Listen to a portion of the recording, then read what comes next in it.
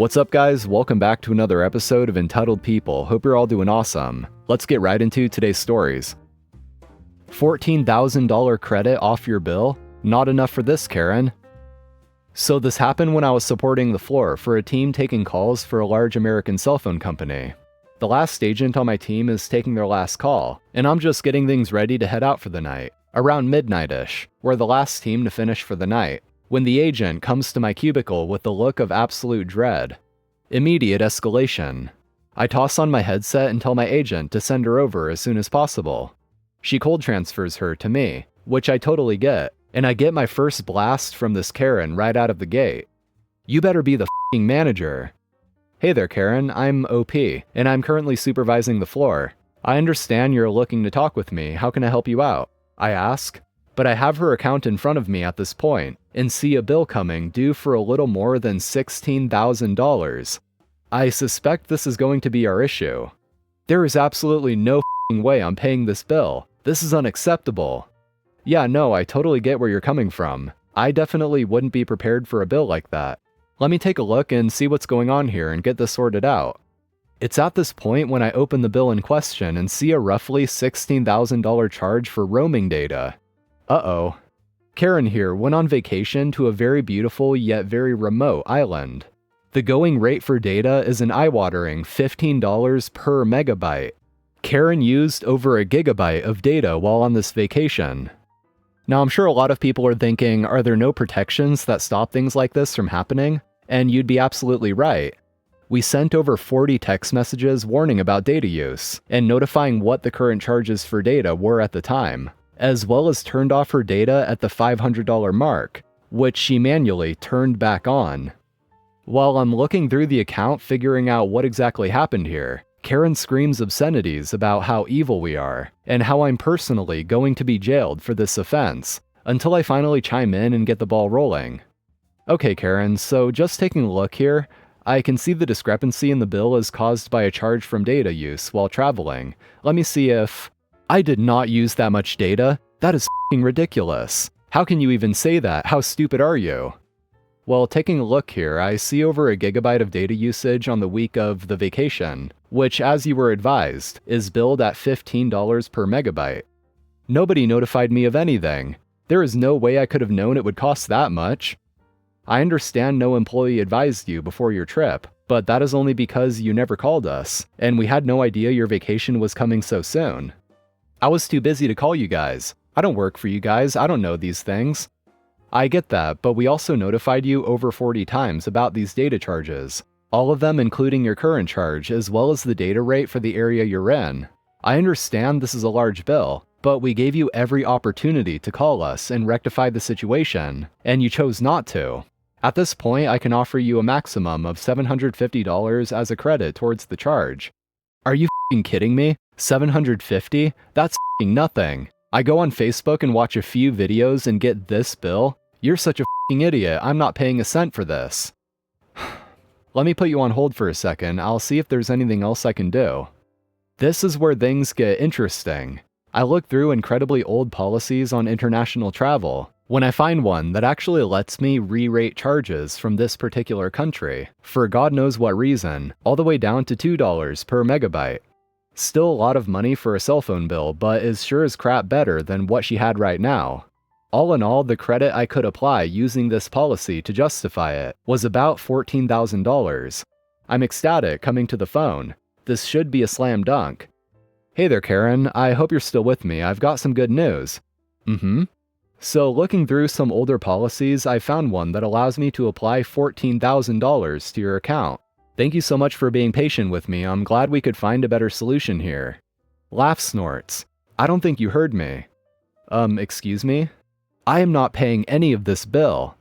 Whoa there, let's not forget, even without the charge we're talking about, you still have your regular services to pay for. I feel like this has been horrible enough customer service, you should waive the charges for that too. It's the least you could do at this point.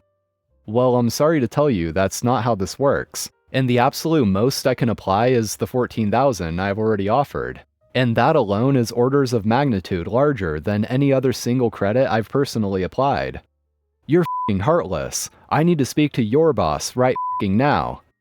If I could, I would, but at this point it's almost 1 a.m. where we're located, and I'm quite literally the last person in this office. There is nobody above me you can talk to.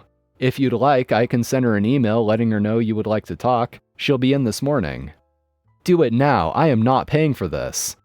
The email is sent. I've got to warn you though, she might not come up with the same solution I have. Fine, I'm still not paying. Click. So this ends my interaction with her. But then the department manager gets my email in the morning, thoroughly laying out the conversation the night prior, as well as my findings. My manager scrolls through the account quickly, laughs, then immediately puts on her headset and dials out to the customer. She very briefly and very sternly advised the customer that this was not the first time a quote mistake like this has happened on the account, and that due to these past interactions, the most she would offer was a $25 courtesy credit, and then advised any further inquiries about this issue would be forwarded to the fraud department for them to review. What a badass. A part of me feels bad about it, but the overwhelming majority of me says f that. She did so many things to deserve that. And just to be clear, and it was confirmed in the comments, that $25 credit was not on top of the $14,000 credit. It was in lieu of it. So by escalating this to OP's manager, she actually lost out on the $14,000 credit that she would have been getting. I mean, OP did warn her that she might not get the same deal. House full of Karens want to tear up a home because they're getting evicted. I, a 27-year-old female, and my husband, 29, finally after 3 years are able to purchase a home here in the Northwest US. Please excuse any grammatical errors, English is not my first language.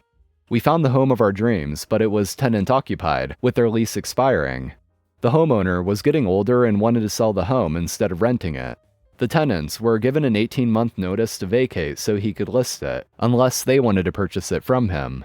They stated they didn't want the responsibility of owning and fixing a home. They are more comfortable with renting.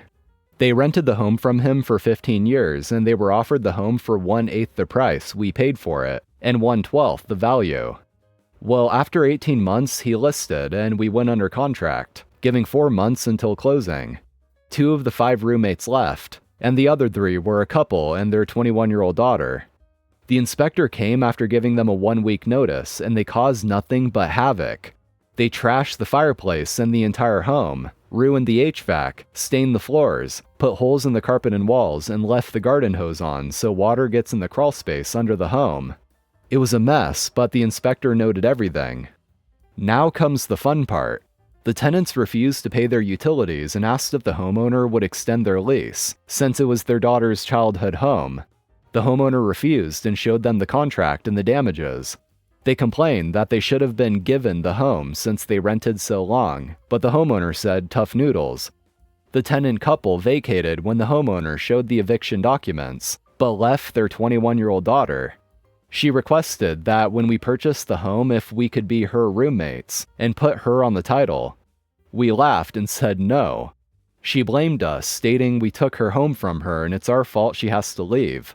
I sympathized and said we understood it was her childhood home, but she had every opportunity to purchase it and didn't. After a few weeks, 1 month before closing to be exact, the appraiser and inspector came by, and she barricaded herself in the master bedroom. After being given $50 from the homeowner, she left the home for the day, and it was a mess. Clothes and trash piled everywhere, pizza boxes stacked to the ceiling, and the stench of rotting food made the inspector have to put on his mask. They finished their job and the homeowner had replaced and repaired everything on the list, $52,000 worth, except inside the master bedroom. The week before closing, the last tenant left. Come to find out, she already had another apartment for months, but just wanted to trash the place so we would back out. The homeowner hired professional cleaners, and it took 4 days to clean and sanitize that room. We just got the keys and discovered the last tenant had ripped drywall off in the master bedroom, put screws down the garbage disposal, and crushed the garage door opener when the previous homeowner reset the code. She left us a note that said she expects us to give her the security deposit amount as compensation when the previous homeowner gave it back to her parents in full to get them to leave. Edit to clarify, the previous owner did $52,000 of repairs and renovations, including new HVAC and AC, New floors, paint, roof repaired, house painted, new bathrooms, new countertops, appliances, washer, dryer, new electrical wiring throughout the house, new garage insulation and new drywall throughout the entire garage, new garage door, new windows, etc. There are a few things left, but it isn't too bad considering all the repairs are less than a year old. And a commenter says, surprised the homeowner's insurance didn't try to file a police report for vandalism against the tenants, especially if they remained after their rental agreement was up. I personally would have looked into suing them for the damages. Ruining the crawlspace and subfloor could cause the whole house to need large portions rebuilt or condemned. NOP says the previous owner dried it up and the inspector verified that no water damage was done. Yeah, it sounds like this previous owner really got screwed over here, and with him getting old and probably just wanting to be done with it, decided to just cut his losses. Especially considering how he not only paid out of pocket for all those repairs, but also gave them their deposit back just to get them to leave, after they completely trashed the house. Poor guy is probably just like, man, I just want to retire and now I have to deal with this? Please, just take your money back and go. Force me to come in with the flu? Everyone is now sick. Back about 15 years ago, I worked in an assisted living facility. Not only did I work there, but I lived on site as the night manager. The company was owned by a family and managed by a fellow that thought he was hot stuff. After a few months of working there, I came down with the flu. I had a high fever, body chills, you name it. I was sick. I tried to call out, but my manager told me to come in. He didn't care how sick I was. I did tell him what a horrible idea it was for someone as sick as me to be around a vulnerable population, such as the elderly, but he didn't care. Threatened my job and everything. So I dragged myself in. I was there for a few hours and must have snotted, sneezed, and breathed my plague breath on everyone and everything.